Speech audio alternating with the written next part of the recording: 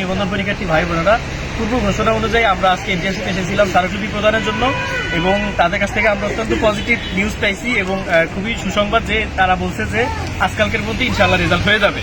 তো আশা করতেছি যে আজকে রেজাল্ট হয়তো বা পাবেন, যদি কোনো কারণে আজকে না পান তাহলে আগামীকালকে অবশ্যই রেজাল্ট পাবেন ইনশাআল্লাহ।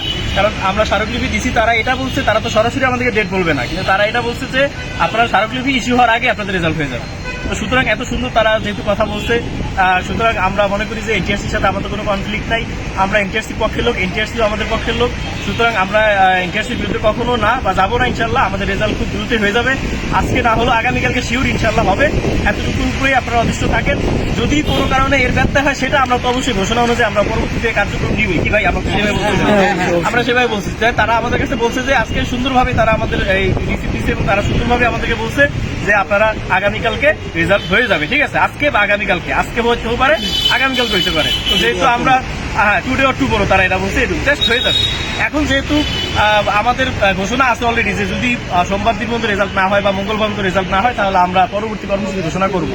তো সুতরাং আপনাদের এটা নিয়ে কোনো বিচলিত হওয়ার কিছু নাই। আমাদের এই যে রেজাল্টের ফাইল এটা উপদেষ্টা মণ্ডলীর টেবিলে আছে, সে অনুমোদন দিলে ইনশাআল্লাহ রেজাল্টটা হয়ে যাবে। সেটা আজকে হইতে পারে, কালকে হইতে পারে। আর এর আগে যারা এখানে এসে ঝামেলা করতে চাইছিলেন, এখানে এর আগে এসে আন্দোলন করে ঝামেলা করতে চাইছিলেন, তাদের জন্য অত্যন্ত দুঃখজনক বিষয় যে আপনাদের কারণে হয়তোবা একটু খারাপ কিছু হইতে যাইতো বা আপনাদের কারণে আমাদের সকলের একটা খারাপ কিছু হইতে পারতো, যেটা আজকে আমরা তথ্য নিয়েছি। এখানে এসে আমরা গোয়েন্দা সংস্থার কাছ থেকে তথ্য পাইছি, এনটিআরসির কাছ থেকে তথ্য পাইছি। এখানে যদি আপনারা এসে হট্টগোল করতেন, গতকালকে আপনারা যে ব্যানার বানিয়েছিলেন আক্রমণাত্মক কথা বলে, এটা যদি করতেন তাহলে এখানে কিন্তু খুব বাজে কিছু হইতে পারতো।